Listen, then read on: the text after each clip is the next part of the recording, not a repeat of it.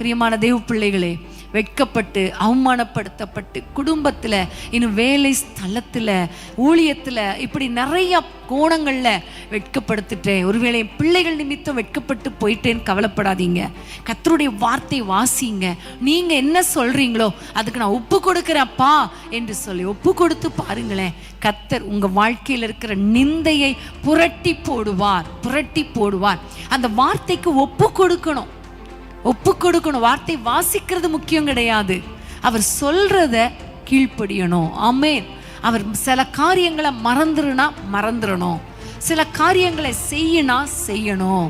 அப்ப கீழ்ப்படுகிறவனுக்கு தான் கர்த்தர் ஆசீர்வாதத்தை கொடுப்பேன் என்று சொல்லி இருக்கிறார். ஆமென். ஹல்லேலூயா.